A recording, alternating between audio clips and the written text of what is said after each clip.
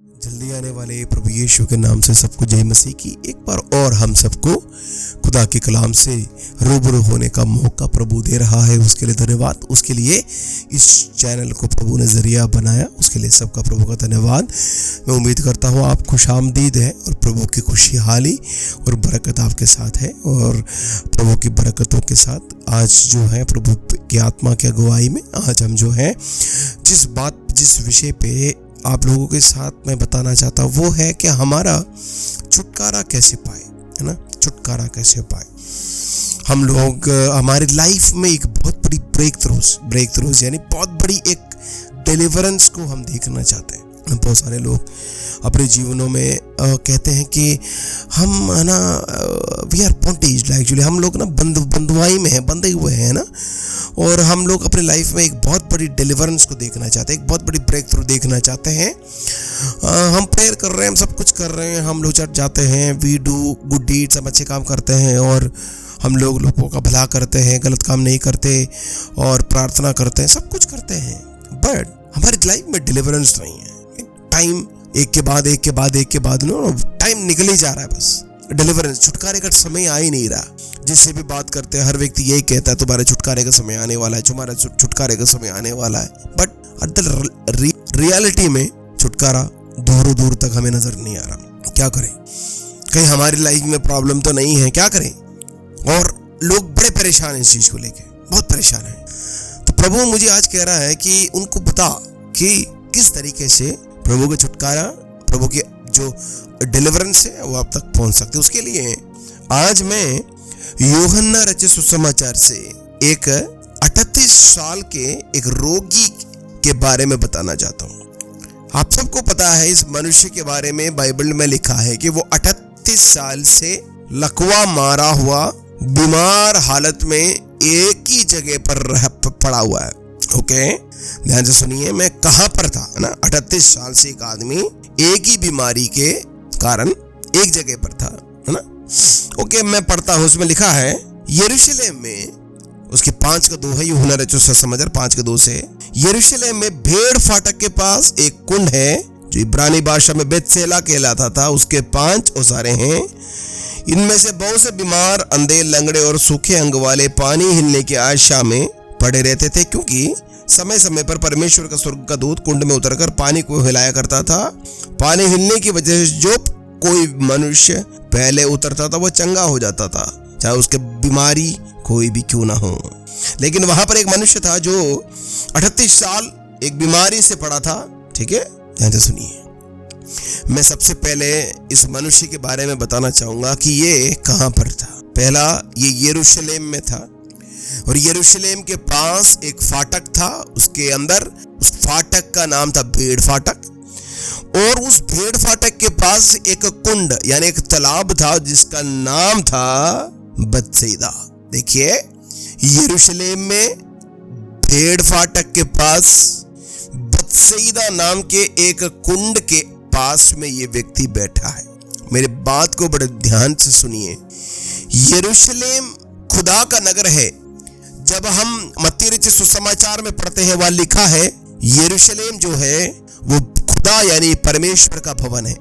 दूसरा, वो एक कुंड का नाम है जिसे बतसैदा कहा है। बतसैदा का मतलब मालूम है, द हाउस ऑफ मर्सी, दया का घर। देखिए, एक तो ये मनुष्य प्रभु के भवन में था, फिर दूसरा इसकी सबसे बड़ी पॉजिटिविटी ये थी कि ये जो है जिस कुंड के किनारे, जिस तालाब के किनारे बैठा था, उस तालाब का नाम था द हाउस ऑफ मर्सी, दया का घर। खुदा के भवन में होने के बावजूद, परमेश्वर के नगर में होने के बावजूद, हाउस ऑफ मर्सी नाम के उस कुंड के उस शहर में होने के बावजूद, जहां पर दया दिखाई जाती थी, वहां पर होने के बावजूद 38 साल में इसके जीवन में 1% का भी डिलीवरेंस नहीं आया, 1% का भी डिलीवरेंस नहीं आया। और इस कुंड की खासियत जहां पर हाउस ऑफ मर्सी, इस कुंड के बारे में कहते हैं समय समय पर स्वर्गदूत आता था, पानी को हिलाता था और जो व्यक्ति पहले उतरता वो ठीक हो जाता। सोचकर देखो, इतना बड़ा माइटी मिरेकल होने वाला एक जगह के बिल्कुल करीब ये व्यक्ति बैठा था, बट उसने अपने जीवन में डिलीवरेंस को 38 साल से नहीं देखा। बहुत सारे लोगों को उसने अपनी आंखों के सामने ठीक होते देखा। बहुत सारे लोग आए, उस कुंड में उतरे और वो ठीक हो गए, वो अपने घर को चले गए। और ये आदमी 38 साल से खुदा के भवन में, दया के नगर के बिल्कुल पास में, भेड़ फाटक के बिल्कुल करीब।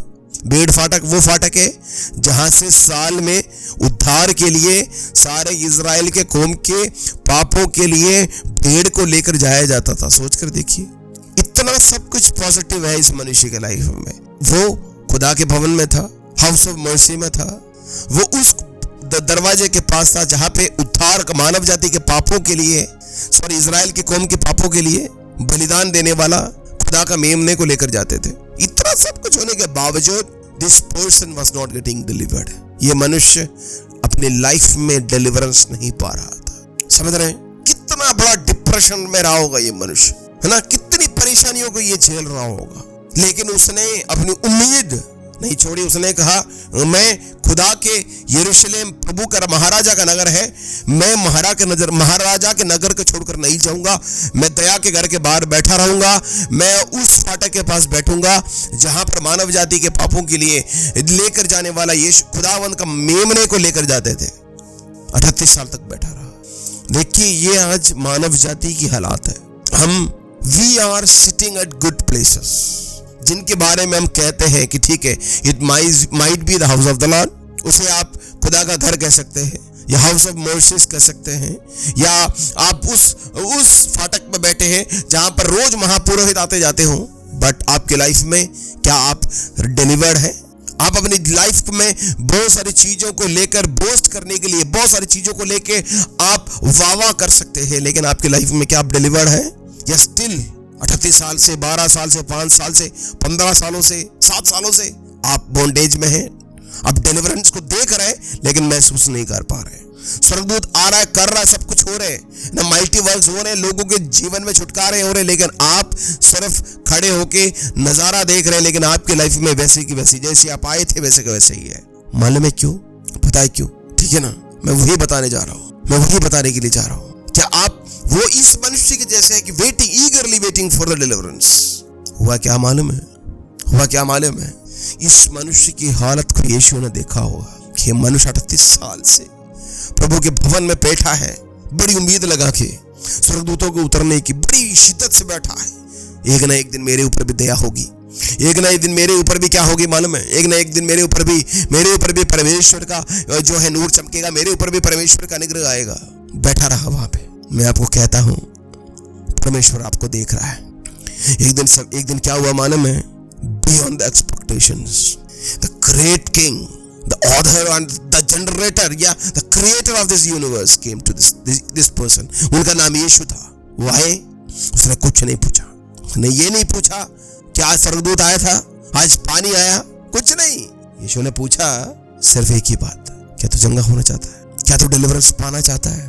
वो डिलीवरेंस जहां पर लोगों ने पाया, वो डिलीवरेंस तो पाना चाहता है? क्या तू भी लोगों की क्या जैसे लोग अपने अपने घर गए, क्या तू भी अपने घर जाना चाहता है?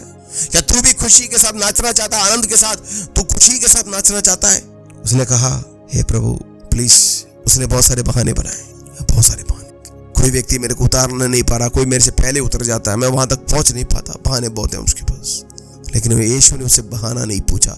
यीशु सिर्फ ये पूछा, क्या तू चंगा होना चाहता है? वही सवाल आज खुदावंद आपसे पूछ रहा है कि क्या तू छुटकारा पाना चाहता है?